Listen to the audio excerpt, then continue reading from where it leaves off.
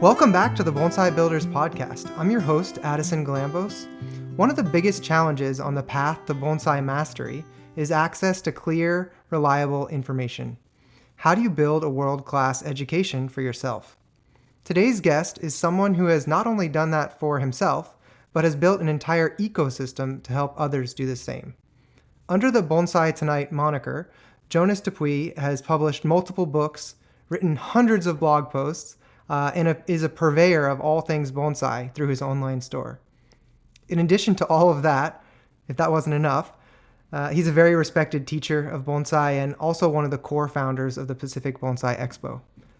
He's definitely a pillar of the American bonsai community, and I'm so grateful to have him here. Thank you, Jonas. Welcome to the show. Thanks. Very happy to be here. Awesome. So I guess let's dive right into it then. You're known for incredibly deep and well-researched understandings of bonsai techniques, especially around, for example, black pine, where you've literally cultivated award-winning trees from seed. So I'm curious, can you talk about your early days and the system that you developed for learning how to learn bonsai? The early days were fun because unlike a lot of people that come to bonsai, I grew up where the family business was a retail nursery. So I kind of took basic plant health for granted. I had studied horticulture in college, and even in as early as fifth grade, I was growing trees from seed and then selling them to my dad to sell at the nursery. And so it was not lost on me how to do these kind of really basic things. And bonsai was more of an artistic challenge and a cultural challenge for how we work with the species with those different goals we have in mind, which itself was plenty to worry about or to struggle with along the way. That's very interesting you mentioned that, because in the first episode we talk about learning bonsai, and there's this framework that we're kind of talking about of there's multiple disciplines within bonsai, right? And one of the disciplines is horticulture. And we were saying that, hey, horticulture is kind of the base. You need to have that before you can develop bonsai. So it sounds like in your learning journey, you already had a lot of that horticultural knowledge through school and your business that let you kind of start getting into bonsai a lot quicker than maybe somebody who didn't have that same experience. Since you mentioned it, as in terms of a framework, I'd say there's kind of 4 pillars, which is an awful number for something. But horticulture is one of the pillars of bonsai, but there's several others. One is technique, one is artistry, and then one is habits, the ability to do the thing that needs doing when it needs doing. If you lack any one of those 4, it'll completely undo all of the energy you've put into the other 3. And it's hard to find someone that is equal in all of those. And so I think all of us, the faster we can recognize, where our strengths and where our opportunities lie to improve in those 4 different bases of bonsai, the faster we can figure out where to invest our energy and try to make sure that whatever might be lacking doesn't get in the way as much as it might. That's very interesting. You also mentioned at the beginning that there was a cultural challenge to bonsai. I'm curious I understand the technical just challenge raising them. Repotting trees for bonsai is very different than repotting nursery stock or planting something in the ground. Got it. Cultural is in horticultural. Yeah. Oh, got it. Okay. Makes sense. Yeah. Not as in everyone looked at me weird because I was growing bonsai. And so that made a lot of challenges. They definitely did look at me strangely, but. So when did you start with bonsai? What age? Right after college. I was 22 years old, and I was working at my dad's nursery, actually, when I met Boone Monocatevi part. I was hiding from customers in the back of the nursery, and a stranger walked up to me, seeing me pruning a Japanese maple, and he just pointed and said, "Cut it here, cut it there." And I did what he said and thought, oh, wow, that looks great. And after a while, the full story is, we became friends, and I'd see him in the nursery. He was doing some bonsai work and a lot of pruning work at the time. And he found a bonsai that was hanging out at the nursery. People used to bring us trees. I knew what they were, but it meant nothing to me. He said, "Can I wire or can I style the tree?" And I said, "What does that mean?" And he said, "Wire it, prune it, clean it up." I'm like, "I have no idea what you're talking about. Do what you want with it." He took the tree home, brought it back a week later, pruned and wired. And I very clearly to this day can picture where I was standing looking at that tree. And I remember thinking, I don't know that I like that, but there's something interesting about it. In other words, it's as if I knew I liked some aspect of what he had done, but that may not have been the most beautiful tree for me. And that's when it started. And so, within a few weeks, I actually helped him with a big move because he wanted to borrow my pickup truck. And I'd say that leads to kind of the bigger point to make about learning in the early days in that I lucked out with a good teacher. By far, a good teacher can overcome almost any single deficit you might have in learning bonsai because they can guide you to buy good material, select good species. They will help you level up and learn whatever you need to learn at the appropriate time without overwhelming you. Good teachers by far are the kind of biggest shortcut. Wow. So did you already have when you started that, or was Boone's synopsis or framework for learning bonsai those 4 pillars that you mentioned? So you That I mentioned, only, that was oh, very okay, recent. Yeah, okay, that was maybe 5 years ago I started thinking of it that way. And that idea actually came from Eric Schrader. Eric has done a really good job talking about how we can be more efficient and more effective at bonsai. And so I don't remember if he clearly broke it into those same 4 channels, but we've all known people who might be strong in horticulture but bad at the art, or good at the art but have no technique whatsoever. And after teaching for a long time, you start to recognize really quickly. It's like, oh, this person does everything right, except they don't water their trees when they leave town, and they always come back looking really weak. Or they interesting. notice when they have an insect infestation, but they do nothing about it for months on end, and so that undoes all the other beautiful work they do. Or Yeah, it's a cold day and they don't protect their trees, or it's a hot day and they don't give them extra water. That's where the habits come in. yeah, that's very interesting. And so I guess you mentioned that having a strong teacher right from the beginning of your journey really, it sounds like you're attributing a lot of being able to be so successful in bonsai to like that really strong start, or at least getting good at bonsai quickly and That's addressing your exactly right. weaknesses. I could not have gotten much luckier in that. I grew up starting with a horticulture background. I happen to like pines and Japanese landscape. So the basic aesthetic ideas were not lost on me. And that's when I asked Boone, why aren't there more pine bonsai around? And he said, oh, we can't import them. And that's when I thought, oh, well, if I don't start growing them now, we'll never have them.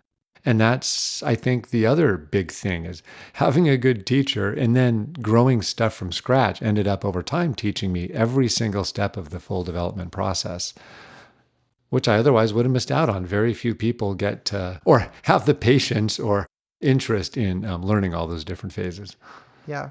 Do you think having a teacher did how much did that accelerate your learning of the kind of seed to end result? Because I mean, obviously over like that 15-year growing period, you learned some things, right? But I'm curious, I mean, do you think you would have gotten to that same point over that 15 years without that No, influence from your teacher? I think one of the really important things that teachers do, and I say this because I see so many teachers who don't do it, is they set the bar at a certain height. And if you don't know what you're reaching for or what you're capable of, you won't know that that's available to you. And Boone founded a club. I was one of the founding members of Bay Island Bonsai in 1997 or 8, whenever we started. And the goal of the club was to put on a show. And so at no point were we working on trees that weren't meant to be displayed. In other words, we had the best trees in Japan in our sights from the word go, and we knew the gap was large, but there was never a point at which we weren't putting ourselves on that scale and saying, how can we incrementally close that gap over time with better material, better technique, better plant health, etc. I'm curious, was Boone your main teacher throughout your whole time learning bonsai up until you got to a point where you were doing more like like seeking out knowledge on your own? Or did you have multiple teachers?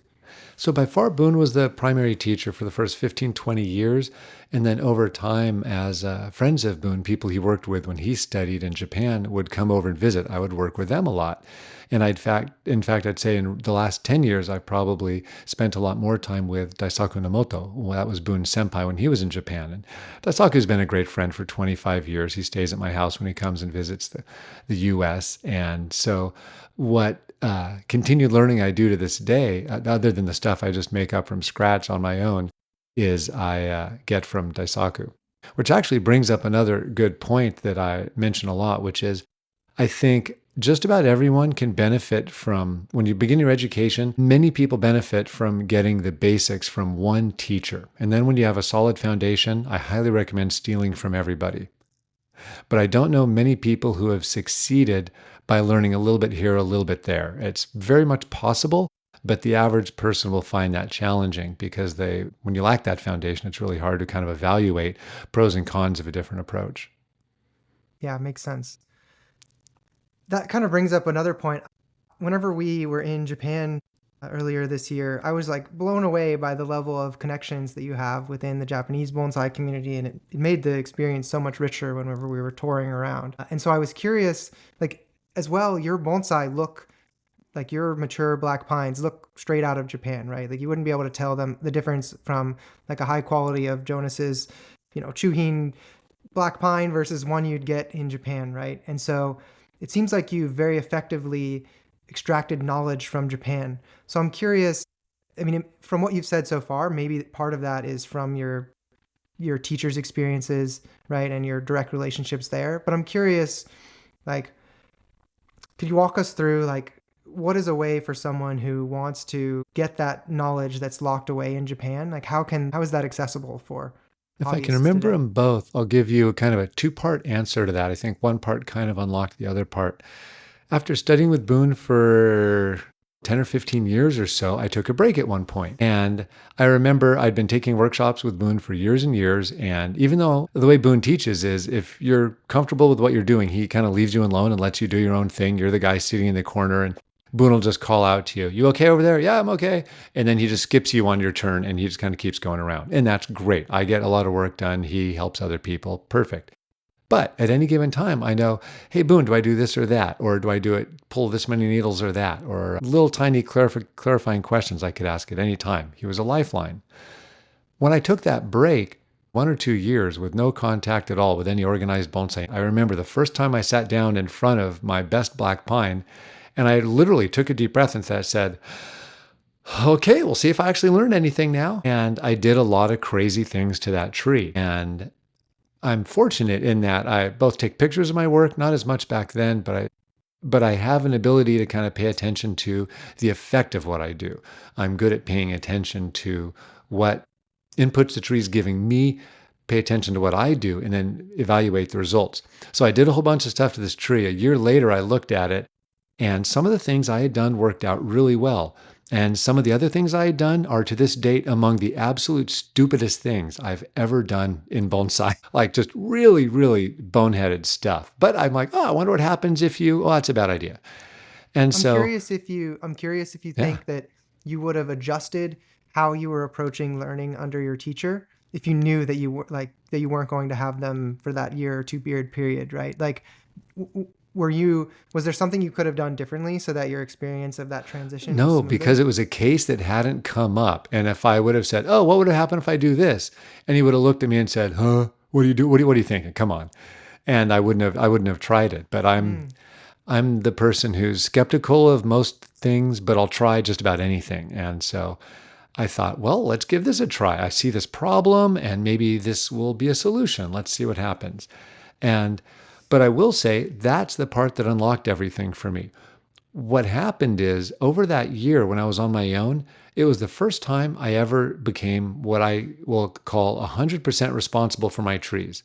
Theoretically, everyone who owns a tree is 100% responsible for everything that happens to that tree. The water, the care, the styling, every last bit of it. Even when you're away, the person you choose to water, everything. And I learned how to be 100% responsible for my trees because I had that experience of that year out in the wilderness, you could say, where I was just kind of doing it on my own.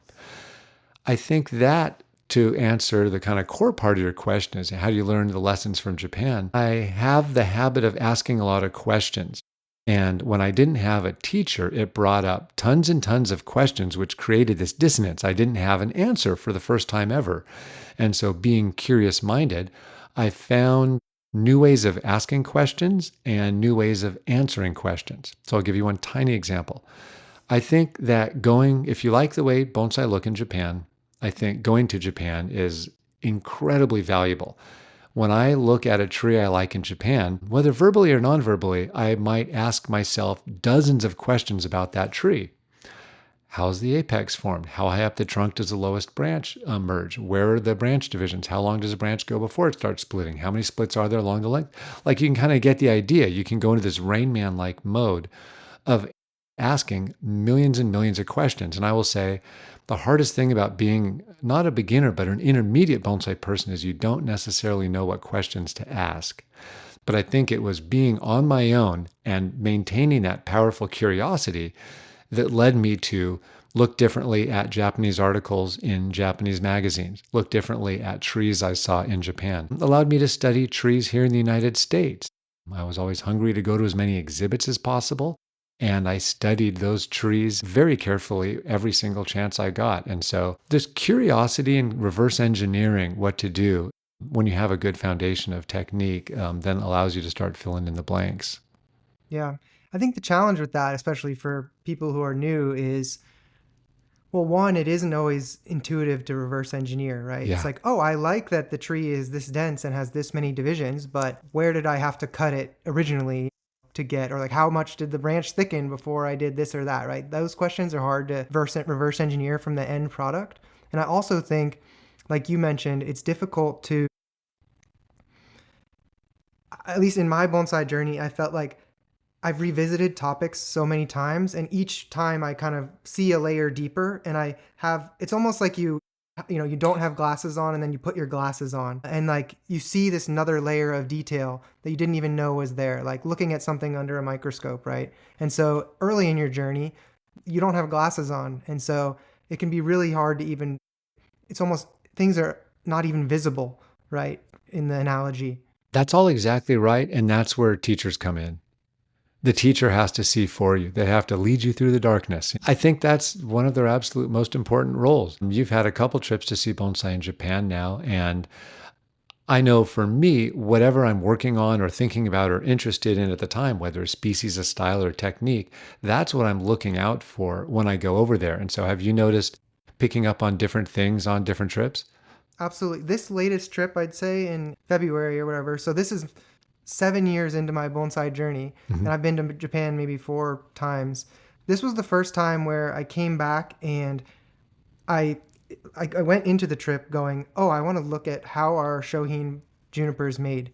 And this is the first time I'm coming back after taking pictures and looking really closely at trees, and then being able to understand they did this specific technique at this time to get this result. So I'd say that, at least for me, and my bonsai journey hasn't been the most quick, I'd say, in terms of how fast I've learned, but I'm at that 7 year mark and I'm just able to do that. So I'm curious if you felt like that was faster with you, with like a really dedicated teacher right from the start, or like when along your journey did you start to be able to do that kind of reverse engineering? Well, so I started 32 years ago at this point, so I'm not going to say I did anything quickly. My bonsai learning was happening at a bonsai level pace. There's no question about that. I learned different kinds of lessons along the way. And I think a lot of the lessons I learned, they feel like dumb lessons because they're small things. It's things that relate to health or watering or repotting or just, if a big percentage of the time I spend doing bonsai is definitely not wiring and styling trees. It's a lot of watering and weeding and fertilizing and just basic maintenance kind of stuff. And I've always done a lot of that, but that's not really, you don't notice yourself learning as much when you're doing that because you don't necessarily see the results. Your results are you have a healthy tree that you're able to work on more frequently. And so I could go on and on about a lot how the boring lessons have probably been the absolute most helpful ones. Lessons people want to learn about. How do I make my trees look better? How do I work through these really abstract things? The trip you mentioned this winter, I put this trip together solely for the purpose of answering the questions I had about Shohin development. And so I will admit that even though there were a dozen of us or more on the trip, that I pretty much chose almost every single garden for very selfish reasons. And I'm glad you were able to appreciate or pick up on some of those same things, because for those who weren't along on the trip, we stopped by a lot of Shohin growers, Shohin dealers, Shohin exhibits, and it was this odd blend of absolute top world-class, high-quality bonsai Shohin or otherwise, and a lot of development stuff to see trees at different stages going through different bits of the process. When I was starting, very few people were making great trees from scratch, and so we just didn't have those resources. And That my early trips to Japan reflected that over time. And so we leaned on magazine articles, book articles, and tried to interpret them. But I'd say I learned way more by doing it, guided by those books, than I did simply by reading or watching. Interesting. So do you think that as a part of someone starting today, that their regimen for learning bonsai should include like reading Japanese publications or magazines or books? Do you think that's an important component of it? There's different kinds of publications that'll help different people at different stages. In other words, if you want, whatever your aesthetic is, if you want to make trees that look like Japanese exhibit trees, definitely you should be spending a lot of time looking at images of Japanese trees and or seeing them in person as much as possible. But if you want to do different American styles, study that person's trees if it's an individual, or study US show books like the US National Exhibit Show Book. Fantastic example. If it's European work that excites you, then you should look at as much of that as possible. At some level, bonsai gives us an opportunity to identify and replicate patterns of aesthetic decisions. And depending on when we come to crossroads, whether we always turn left or right, that's what's going to make our trees look one way or another. And so from the stylistic perspective, the more we can internalize what makes those different styles tick, the easier it will be for us to reproduce them. So that's one thing I'd say about the Japanese publications. The other one is in terms of techniques. And I'd say we have so many awesome video and written content in English that we got a lot of great stuff. But there is a lot of Japanese stuff, and it's usually a lot deeper. You'll find more species covered, more stages of development covered in Japanese publications. And so the audience of people who are like learning by pictures and or picking up dead trees smashed into paper and things printed on it, yeah, those people could really benefit from tooling around on that. And I'll also telling you that even if you don't know Japanese, knowing it isn't always the biggest help. I used to look at these articles and say, man, if I only knew what that one caption said, or, oh man, I totally know how to make this kind of a tree if I knew what that one line said. Well, now our phones can translate this stuff well, and I know enough Japanese to figure out some of it. Most of those really crucial captions I was looking at said things like top side of the tree, back branch, removing the branch with a saw. And it was just completely meaningless. And so the articles don't really tell you every last detail you want. That's where indulging in blog posts are great, or long form video where people have the space to really go as deep as needed for a given topic. That makes sense. I wanted to actually ask you about your Japanese. How important has learning some Japanese been to kind of the connections you've been able to make in Japan, and this latest trip, for example, and being able to extract that knowledge? Do you think that somebody who wants to get that same experience needs to learn Japanese or not? Is that a vital part of learning how to build bonsai? These days, not at all. I'd say back in the day, it made a huge difference, but just in the last couple of years, our phones have become such successful translators that actually you demonstrated greater facility with getting us around Japan than any of us that knew Japanese at all, because the tools are so good to navigate around. And so having conversations when there's zero shared words in a language is not that bad with a translation device. In my case, that wasn't an option. And so the way I became friends with a lot of people was, I guess I always cared about Japan and the Japanese community a little bit more than a lot of people that just want to extract bonsai information. And I think that actually helped my learning a lot, because I actually became friends with a lot of people who invited me on a lot of harebrained adventures, and I got to see a lot of gardens. I mean, I've seen probably scores of private and let alone public bonsai gardens all over Japan, and have learned a lot in the process. And knowing even a little bit of Japanese has opened up a lot of doors. Probably helpful right now, but definitely not as necessary.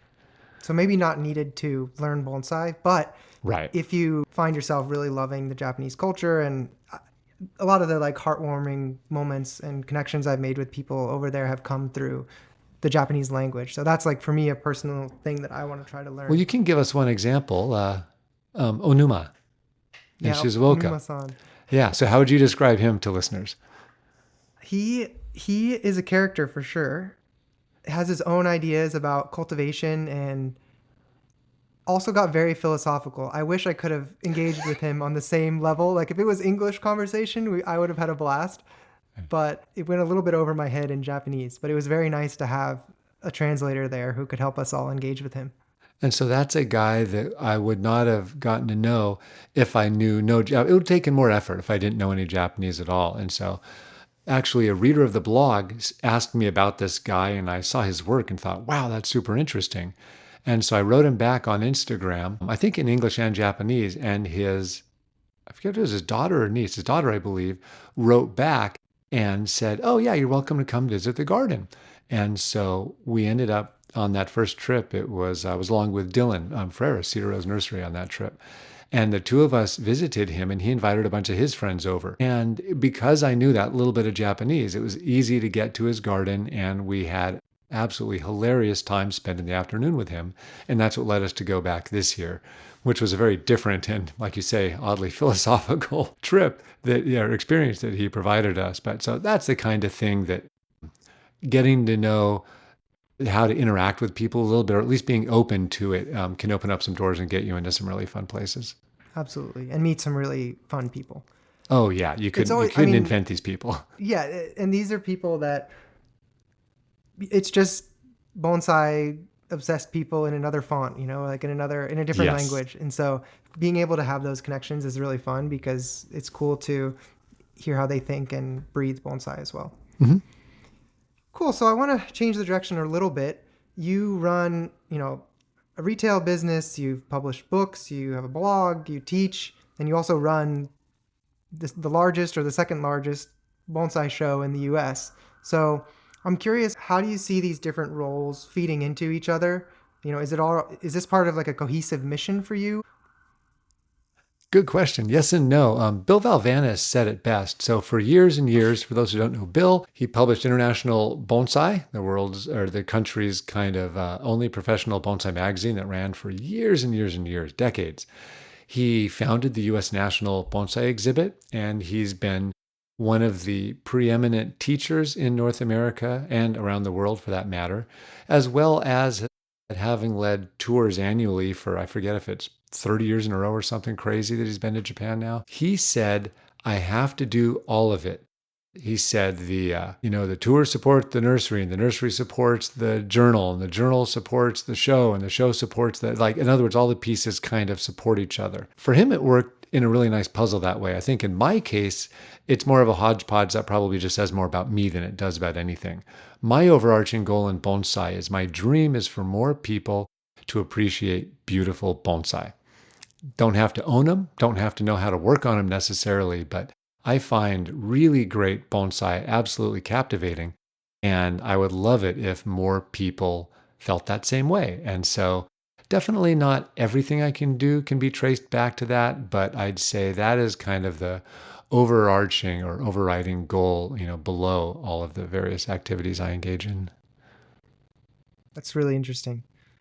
So having people appreciate beautiful bonsai in the United States or just in general in the world, or? In general. And so my community is, one of the best lessons I learned from Boone is actually early in the days. I'm answering every question with anecdotes. We had talked and dreamed about starting the Bonsai Artists Association. We actually drew up bylaws. We had this plan to get all the professionals on one page. This was in the 90s, mind you. This is a long time ago. And we had all these highfalutin ideas about making these great big organizations and communities that did all these grand things. And it's like, well, wait a minute. That actually takes a coordination of lots and lots of people all being aligned in the same direction. And Boone said, you know what? I'm going to do things that are within my control. I'm going to start a club that puts on a show.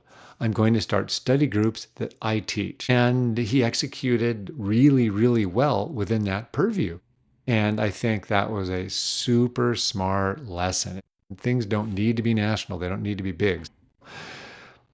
What's great about writing on a blog, a website, a newsletter, whatever it happens to be, is with little effort, you have great reach. You can reach people all over the world with very little technical effort. And so anyone who enjoys the content that I produce, whether on the video, whether it's a show, whether any of these things, hopefully I'm injecting a little bit of that here and there of making interesting trees compelling. Yes, yeah, exactly. And most of it's not directly connected, but I'd say the expo is extremely connected to that. Yeah, I don't know if you heard or watched, Now Tokutake gave a talk. Oh, I haven't seen that yet. Yeah. You really need to I'm watch dying it. to. I'm definitely excited about it. he gave a talk to GSBF, and it was very inspiring. But one piece that he talked about was that the pottery industry in the US is not structured in a way to make bonsai pots accessible for the basic practitioner. And so he presented this essentially as a existential threat to bonsai in the US. If it were to grow in popularity, we don't have the infrastructure in place to support it, right? And so that kind of got me thinking about, oh wow, this is like a big problem. You have to get clay makers to create a bonsai specific clay. You then have to evangelize and teach the proper way to make bonsai pots at scale, and you have to incentivize potters to switch to this method, and you have to give these potters, they have to be financially successful. So there's this whole rabbit hole of like, how do you change the structure of an industry in the US, right?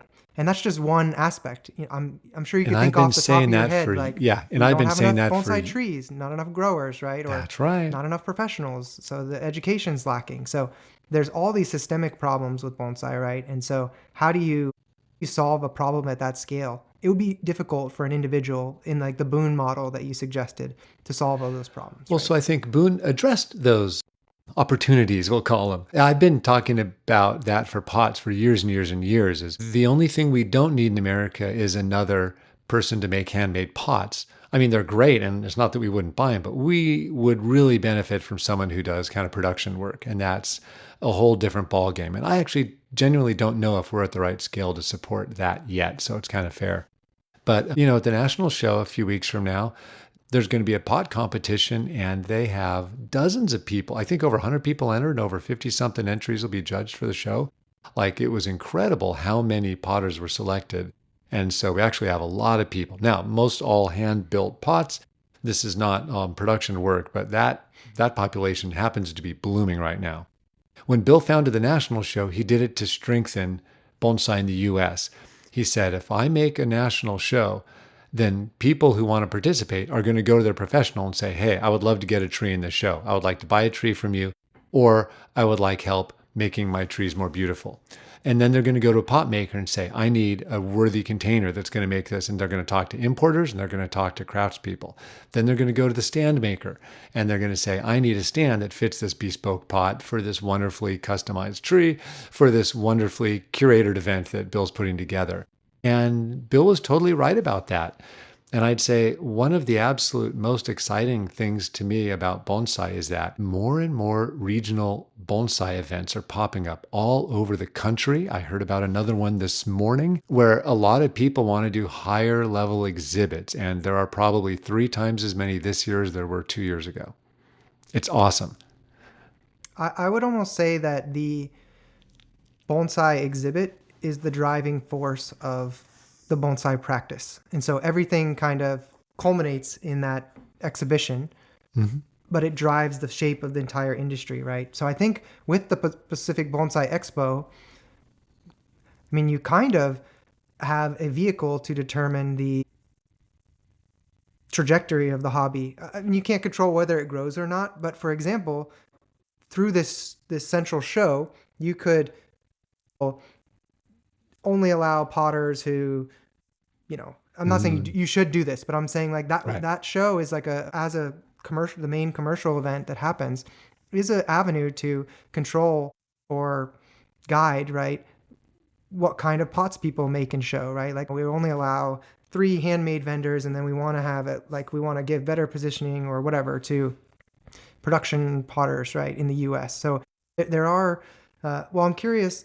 So in Japan, their structure seems to be different than what we have in the US, right? They have like the Nippon Bonsai Association, and it's like Pacific Bonsai Expo would be something like Kokofu or like this very important central event. And then they drive their industry and the direction of the hobby through this central association, right? That kind of helps solve those systemic issues. And so I'm curious, do you think there's things that we need to take from the Japanese model for the model in the US to be sustainable? Well, it's interesting to think, is top down or bottom up more successful? What's so cool about the benefits of regional events is that anyone who buys into that event kind of provides the organic support that brings things to the new level. When you start looking at the problems that top-down organizations can provide, it's things that are far more organizational or back-end office related. And that would be kind of the pains of the people that organize these regional events go through. Are there some roles that national organizations or regional organizations could play to make it easier for more people to stage events and or to participate in events along the way? I think there's a lot of opportunities for that. For the expo, I know specifically, we try to share everything we do.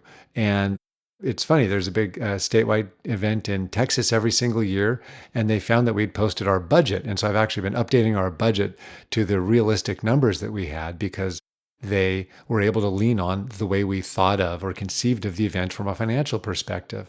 And we've been talking a lot recently about how should the sponsorships work? What are different sponsorship opportunities? How do we manage the awards? How do we manage prizes? And it's been great. I figure the more we can do that kind of, I don't know if that's top or bottom at that point, but just by sharing what we're doing, it's benefiting other people and making it a little easier for them to do the same. And if all of our events are strengthening the business and hobby bonsai communities within those areas, then that all sounds wonderful to me.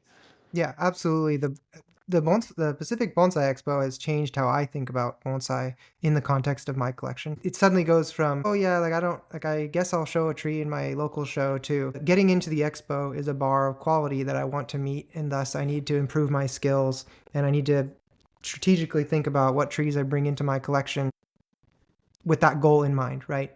Because it's juried and there's a judging process for entries, and there's a minimum level of quality, right? So to me, that's such an important event because there's not that there has to be competition necessarily for a hobby to be successful, but it's hard to have goals if there isn't something to reach for, I guess. Or like that type of event is a driving force, I think, for people to use as a time-bound thing to improve themselves over time. That's right. It's a really fun event to participate in. And I think because it's so fun, people go and think, oh, I want to do that. That looks fun. And when more people want to participate than we might practically have space for, then that's where some aspect of competition kicks in there, which brings us back to that question of what is quality? What are the community standards that we're looking for? And how do we support people in creating bigger, better collections? We're actually very open to making the show much, much bigger as long as we can maintain this really high quality bar, because we think it'd be fantastic to have more and more people participate over time. That's very clearly part of our goals. Maintain good quality and allow more people to participate. Yep. One thing that I've struggled with a little bit in terms of creating a higher level framework for bonsai in the US is that we don't have the luxury of Japan, where you can kind of have a central event, right, for everyone, like a Kokofu in Tokyo or something, right? Versus to have that kind of identity in the US, you might need to have separate organizations, right? Like a Pacific organization and a Central organization and an East organization, for example. So I don't know if that Central Nippon Bonsai Association, United Bonsai Association or whatever would work as well because of the size of the US. It's true. Size is very real. Having driven trees to and from the national show 3 times, that's 3 times too many. I don't know that we need that big a carbon footprint to look at pretty trees. I actually think it's much healthier if we have more and more regional events. And you're right. I think if the organizations can reflect that geography, and to a degree, we've had that. We've got the Potomac Bonsai Association, the Texas Lone Star Bonsai Federation. We had a Pacific Northwest group for a lot of years, which is no longer, but Golden State Bonsai Federation is going really strong. And so they're all different things. Is the goal of an organization, a regional organization, to foster club development? Is it to host events? There's events or organizations like ABS, the American Bonsai Society. Their goal is really to put on a big event and to provide educational resources for their members around the country. And so I kind of like the way things are shaping up, and I like the different trends I'm seeing. I just want to in what little time we have left, how do we foster these kinds of developments that are exciting or positive? Seeing that people get excited about the expo is the best thing there is. And so it makes us want to continue investing resources and making sure that keeps going Absolutely. Yeah. Thank until you something more fun comes along. Yeah. That'll be hard to top, but we'll see. Awesome. So the other kind of purpose of this podcast is for people that are on the journey to get good at bonsai. I want to kind of provide insights from people that, obviously have a lot of knowledge. But one area I think would be really interesting to talk with you about is what is the true cost to getting good at bonsai? From running a retail business around bonsai, from selling and making bonsai, from having been in the practice for so long. I think you've got a very good insight into this. So I'd like to dive into that kind of general topic. I'll maybe start with kind of being blunt. Is getting good at bonsai expensive? Doesn't have to be. Okay. Period. Many people think of money as a barrier to having good trees or good skills. It's just not necessarily the case.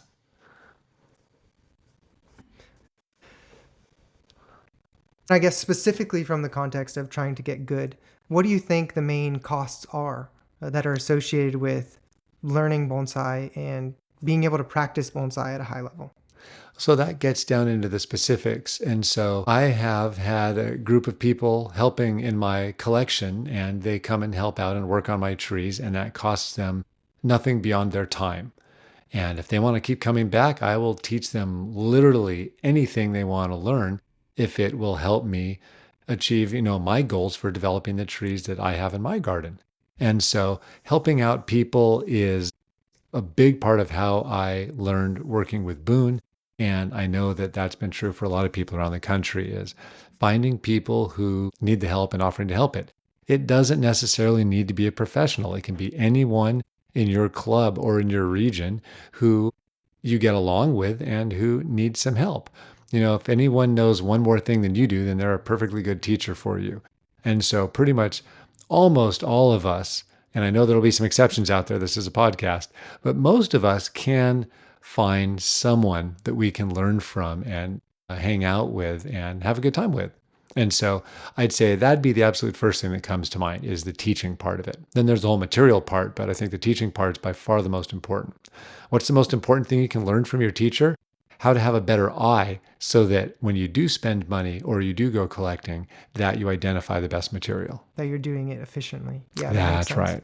So I think that's an interesting point of there's a variety of models for having a teacher, right?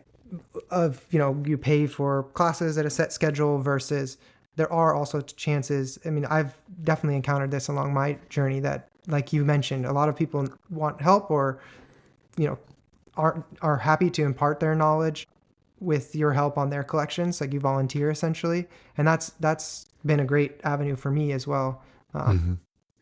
Yeah, I know you've helped out in a lot of different people's gardens and you've studied with a lot of people. So you've had an enviable bonsai learning career. Like I think a lot of people would be thrilled to have a lot of the experiences you've had in bonsai. One of my favorite I'm still figuring examples. it out, but aren't we all? Yeah. One of my very favorite examples would be Sam Tan. He leveled up faster than almost anyone in the country. He got really good really quickly because at one level, he just skipped all the garbage.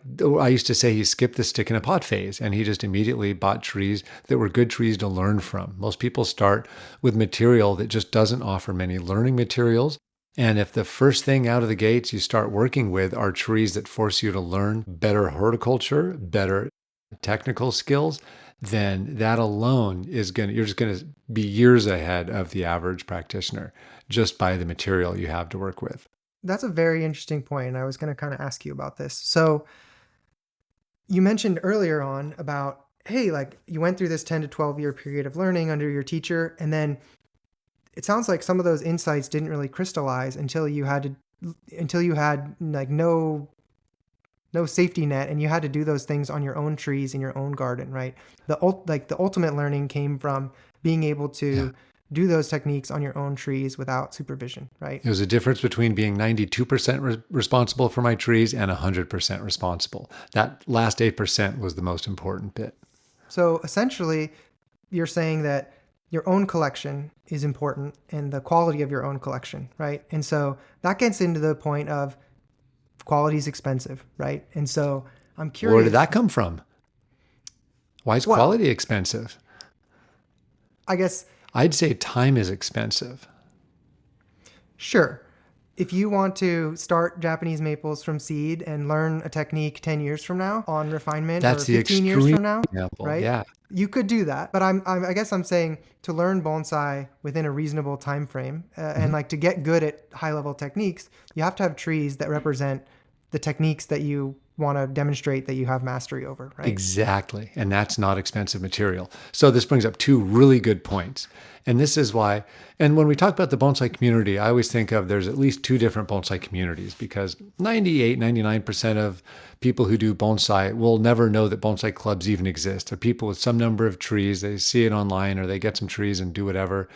That's most bonsai people. But we're mostly talking about people that are like a little bananas and they're in clubs and they travel long distances and endure hardship to go look at pretty trees. I think I'm definitely in that latter category. Now, within the bonsai community, I know of very few examples where people are held back by money. And that's for a couple different ways. But we'll start with one. When it comes to a tree that you need to learn a technique from, let's say I want to learn wiring. That means I need something with a trunk that's solid and with a bunch of branches. Those trees come in two categories, good ones and crappy ones. Crappy ones are cheap. You can dig them up out of a garden. You can get them from a garden center. You can find stuff that nurseries are throwing away. You can literally drive around town and whatever, make friends with landscapers and get discarded material. If you actually want to learn techniques, you don't need good trees for it. That's one side of the money category. And then let alone the whole collection route, if you're out in the hills somewhere. I was just visiting the Denver Club. They have some access to some absolutely unbelievable material. I'd never been surrounded by so many awesome trees. In fact, I think as an American community, we probably undervalue how great our collected trees are. Different episode topic. So the other aspect of the money one, and this you see in local clubs all the time, is it's really common for people to buy 5 trees between $50 and $250 instead of one tree for $1,000.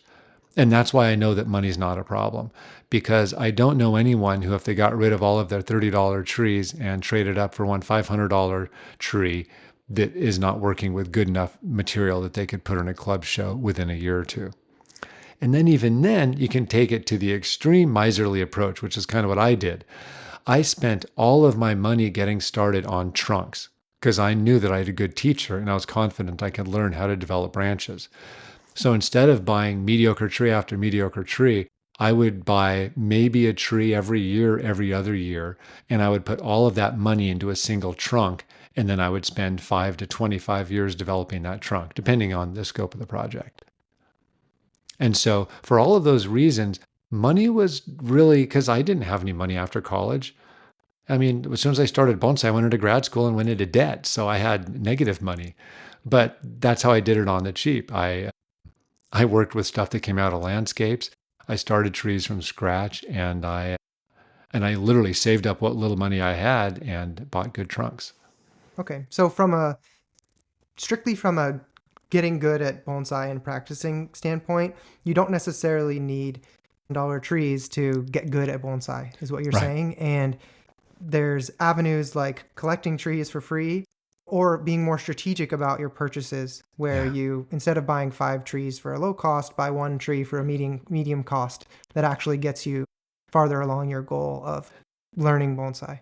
That's right. And then to get back to the point you made earlier is buy trees that support the skills you want to learn. And I think I've got a whole chapter of the new book just talking about that, where to help people make sure they get the most fun out of bonsai is, if you want to learn how to graft, buy trees that need grafting. If you want to learn how to do detail wiring, that one's a little trickier. You need to buy trees with branches that have some level of complexity. But how do I teach wiring? I recommend people cut branches off of hedges or trees in the neighborhood, clamp them to a table, and practice wiring, dewiring, and rewiring them. You can learn the rudiments that way. And then when you have an actual tree, you can practice your styling chops. Absolutely. I think I started my bonsai journey with super low cost nursery material. I was like, oh, it's super healthy. I'm going to be able to do these techniques on it.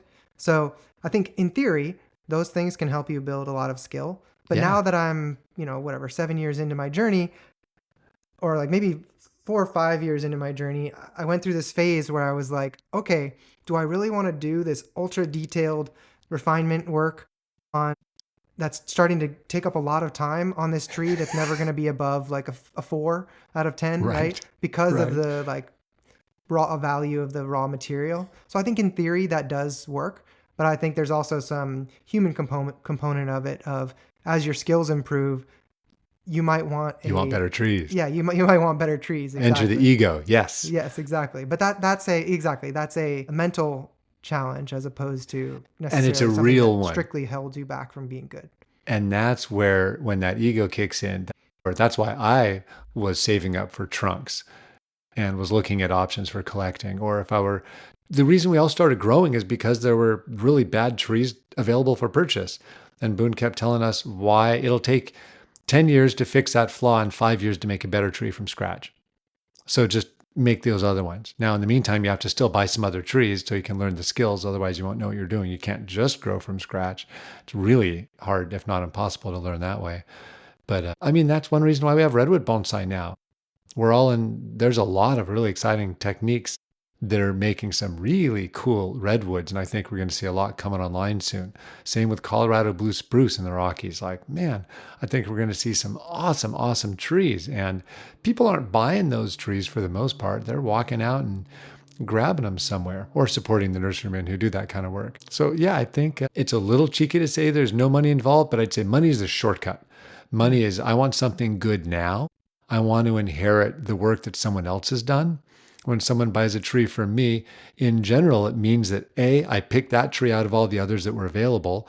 I replaced all the old soil. I spent several years making sure it was incredibly healthy so that you can start playing with it right away. Like, that's just what I do whenever I bring a tree onto my property, because it would drive me crazy to work on trees that aren't healthy. Makes sense.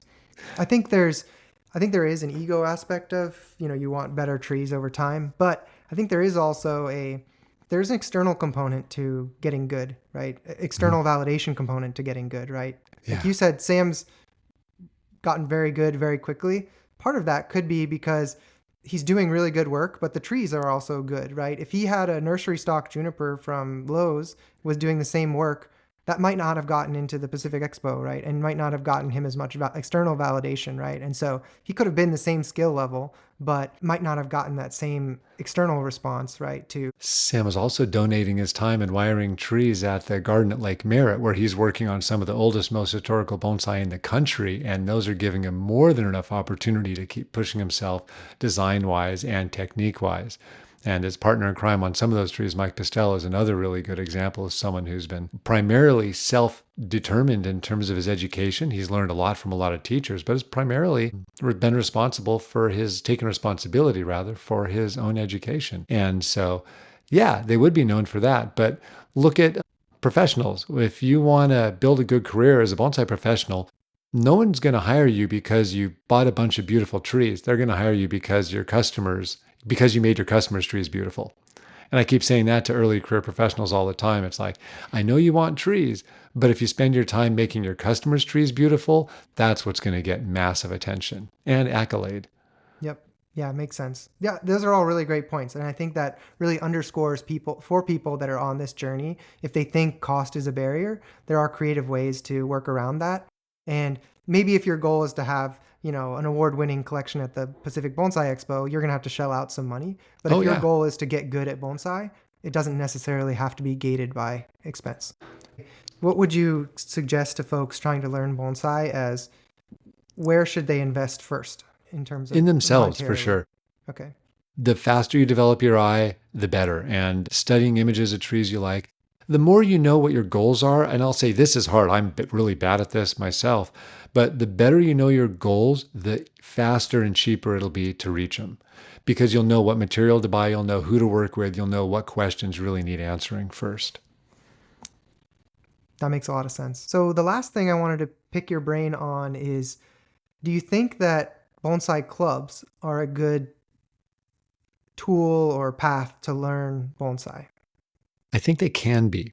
I think one of the highest callings for a bonsai club is to connect people with whatever it is they're looking for. I think the better clubs can do that, the more value they can provide their members. That could be material, it could be techniques, it could be experiences. And that's really totally apart from level, is if clubs can connect people to whatever's next for that person, then I think they're absolutely fantastic. Yeah. Whenever I joined the board of the East Bay Bonsai Club, I think I initially was much more focused on I want to make more practitioners, or I want this to be a vehicle for people to learn. And, now I'm trying to do both, of like nurture the awesome group of people that we have and the social aspects of the club. But then for people who do want to learn, make sure there's an avenue for them, right? So we started to do some new things in the last few years, like provide pre-meeting workshops where everybody can bring their trees in to get more hands-on, right? We have a hybrid model with Adam Toth where he will run workshops for members that want to do more advanced things on a very regular cadence, right? So I rewrote some curriculum for beginner workshops that we now run each year at our yearly show. So we're trying to make sure that our club at least has also a defined path for, at least for beginners and intermediate members, getting to a higher level of practice. Yeah, I think that's absolutely fantastic. You can look up, Eric did a program for the San Francisco Club a number of years ago, the Juniper Practicum. And he created I think it was a 2 or 3 year curriculum where several times a year, the focus would be on junipers. And anyone who wanted to participate could either use and or buy a young tree, and they went through all of the basic techniques needed to work on juniper over this 2-year period, and they all showed up at an exhibit at the end of it all, and they gave a little prize to the person who did the best job after all that. But it was great because it gave shape to the program, and at any given time they knew, was a given monthly meeting going to be on topic in support of this overarching goal, or was it just one of the off to the side fun things for people that maybe didn't want to grow a bunch of junipers, but it was able to take advantage of the expertise within the club, which is so cool. I think the first 2 things you mentioned were workshops, both super important. A beginner workshop, I think that's easily one of the most obvious things for clubs to do, is some form of monthly workshop. If not pre-meeting, then at least one day a month. It'd be great if clubs could offer that to their members. And then the study groups, again, fantastic. A lot of local clubs do that. I think it's a super smart model. And then that just leaves the show. And I know that's its own kind of ball of wax, but I think there's a lot of things you only learn by exhibiting trees. And I think clubs have the opportunity to normalize showing trees. And I'd say that is one of the biggest differences between clubs today and 20 years ago, is far fewer clubs are normalizing exhibiting trees for the average member. And it just kind of fallen by the wayside. I think that's for different reasons, but it's the one thing that I would like to see more shows kind of focus on. Hey, what is this display thing? How do I make my tree look its absolute best? Oh, maybe I need to learn more techniques. Oh, maybe that applies to senior and beginner members. And all of a sudden you find yourself filling up your curriculum and then putting on a more beautiful show that might inspire more people. That's a very good point. I think so. There's multiple pillars to what the club should be providing, right? The workshops, the hands-on experience, the connections to other members or other parts of the bonsai community that can solve members' problems. And then the show is a central one. This year, we're trying to revamp our show a lot to hopefully get to a higher level. But the conversation that we've had has really got me thinking about, what, like, the Pacific Bonsai Expo has been has changed my experience with bonsai. And so I'm wondering, are there things we can adopt within our local club show that can provide that same experience for others as well? So I'm curious, are there any things about a club show in general that you think we can adopt so they can be more impactful for drawing people in and fueling their enthusiasm for improving at bonsai? Definitely. And I'd say I'd sum it all up with a single idea of teaching the concept of quality. That can take a whole lot of different forms. I've told the story a few times where I was visiting the Sacramento Club not long before the first Pacific Bonsai Expo, and I asked a couple members if they were planning on coming, and they said, "Oh, I don't know, we had this going on, and we may or may not do that." And I said, "Well, come on, you can at least lie and say you're going." And they're like, "We'll try." And on the way to drive home from Sacramento, I thought to myself, well, wait a minute. The expo has absolutely nothing to offer the average bonsai club member. Nothing. People joined the club for social reasons. No one in the club normalized showing. The average member didn't have budget for nice pots or trees. So I thought, so the whole vendor area would be totally lost on them because they joined a club to make their existing collection better. Totally reasonable. And they hadn't been taught quality, so there's no difference between a good or bad tree. It's like there's my tree and there's other people's trees. That's the end of that. And if they are limiting kind of the purview of what it is they want to learn, then going to talks or presentations were kind of meaningless. And so what I realized is we didn't necessarily have, and I'm saying it in a way that sounds really funny, very little to offer people. Like, why should I drive half an hour, let alone 2 hours, to go to a show where I'm going to see people I don't know, to look at trees that aren't mine, where I could shop for things that I'm not going to buy anyway.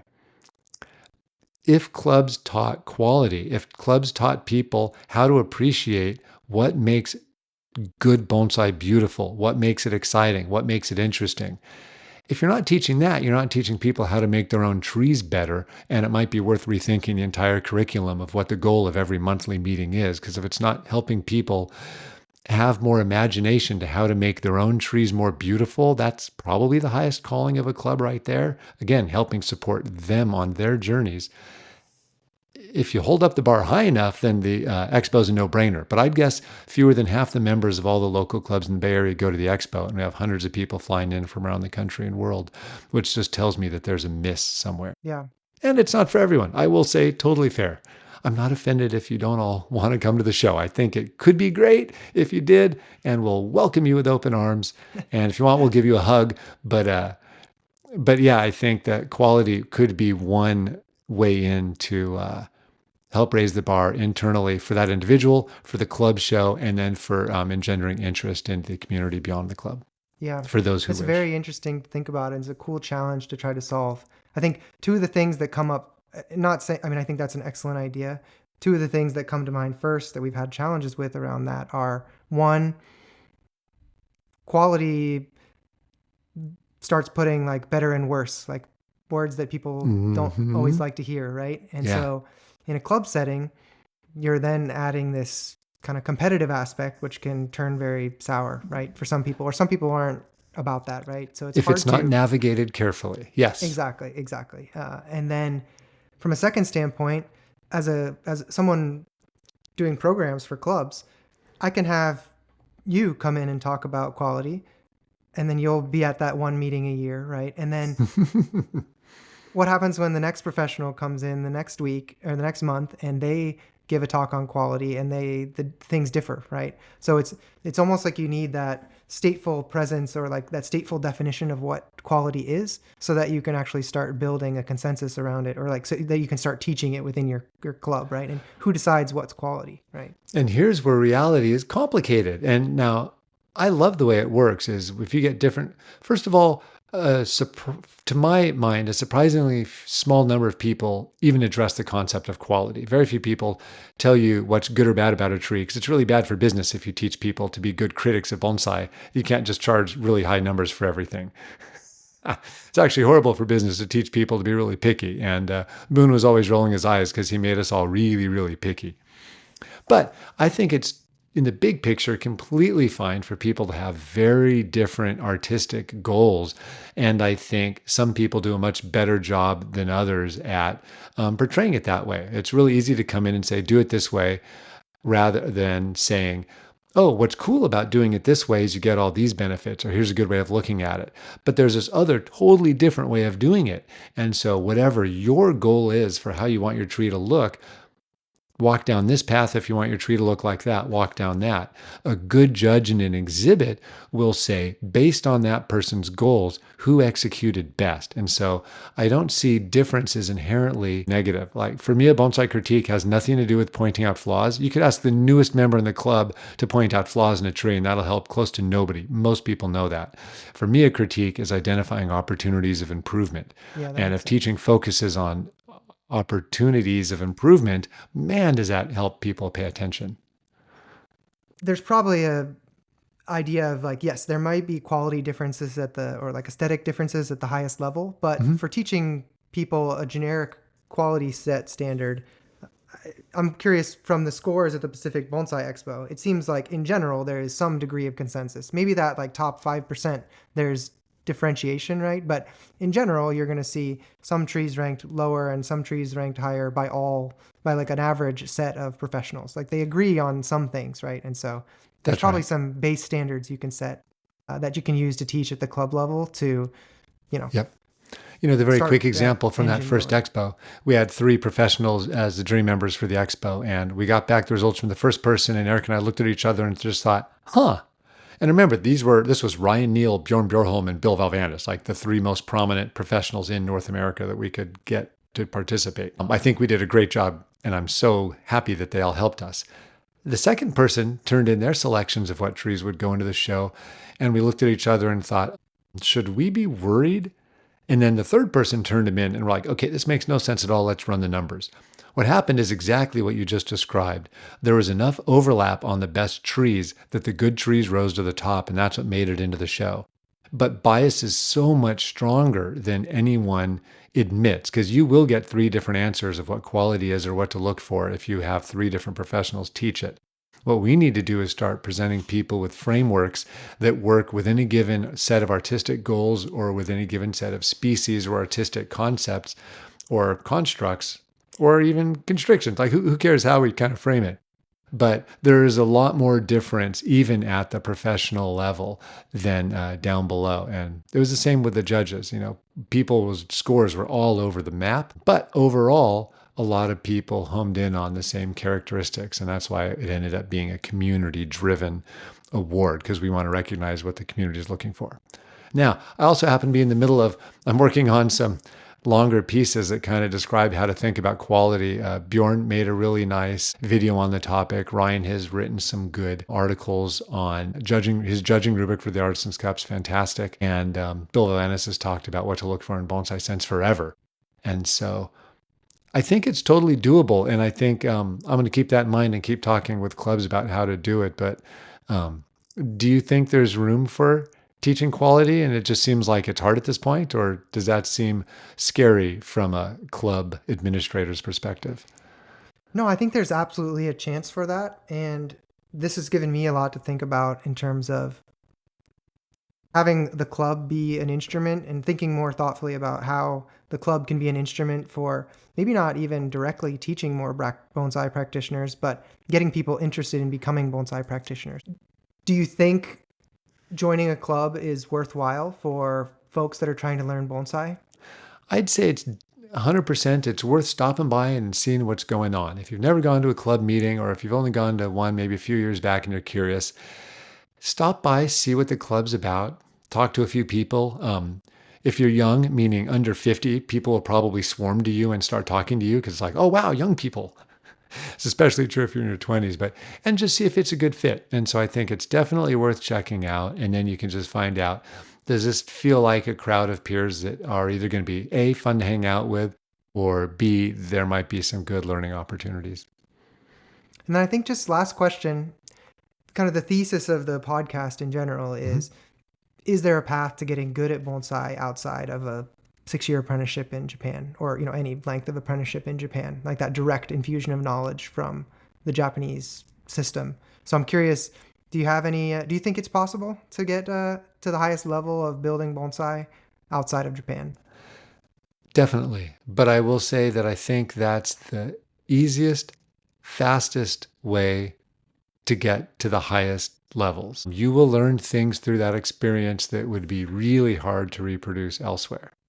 And by the way, when I say easiest, meaning easy as a path, there's nothing, absolutely nothing at all easy about that. And we need to give huge credit to the very small, count them on 2 hands, number of people that have actually slogged through a 5+ year apprenticeship in Japan. It's literally, they fit on 2 hands in this country, in this continent. Absolutely. It's a But massive sacrifice, and they're getting tens of thousands of hours of bonsai experience over that time period. So that's hard to replicate as a hobbyist perspective when you might only do bonsai, 300 hours a year, right? But I'd also say outside of that model, you can be far more effective about what you're learning. You can learn the kinds of things you want to learn. Now, the reason to go to Japan is because you want to do Japanese level work. And then when you come home from that experience, you'll find out, boy, I wish I was working on Japanese level trees. And it may be that depending on where you study, that not a lot super directly applies to the trees you're going to be working on or the customers with whom you'll be working. And so we have a tiny number of people who are practicing professionals who have not gone through all that. And I think they all offer a lot of value. So I'd say do an apprenticeship if you want to do an apprenticeship and if you want to live like a person who has done an apprenticeship. But there is so much opportunity right now for filling in gaps all across the spectrum of the kinds of services that bonsai professionals, or even if you don't want to be a professional, can provide, that I think there's lots and lots of opportunities. If you just want a great collection, check, you can do that. If you want to start a bonsai business, check, you can do that without an apprenticeship. If you want to, create a community, if you want to run events, if you want to import things, there are just so many different ways I think you can participate completely, fully. You can do that without the apprenticeship. And I can probably provide an example for anyone who's excelling in any one of those veins. You want to travel across the country and do awesome work inspired entirely by U.S. natives, look no further than Todd Slafer. You want to travel across the country and do a great job with bonsai, doing nothing but like strongly Japanese-informed techniques, look no further than Andrew Robson. You want to grow stuff from scratch and make absolutely awesome long-term projects, look no further than John Eads and Eric Schrader. So I think we've got a whole lot of people that are living out that dream, and I think there's going to be a lot more popping up on the radar in the coming years. It's really exciting, I got to say. After seeing a lot of years where it was like, okay, look, one person came back from Japan, woo! And then it was like, now there's two. Michael came back, now there's three. And now it's like, there's people popping up all over. It's great. That tap has kind of opened. Well, thank you. And a few of those people, all those people that you mentioned are exactly the type of folks that I'm looking forward to chatting with on the podcast. So can't wait to chat with them in future episodes. And yeah, thank you very much for all of your expertise and what you've shared with us today. I think this knowledge is invaluable for people who are on that journey to build bonsai. So thank you for helping pave that path and imparting all that knowledge to us.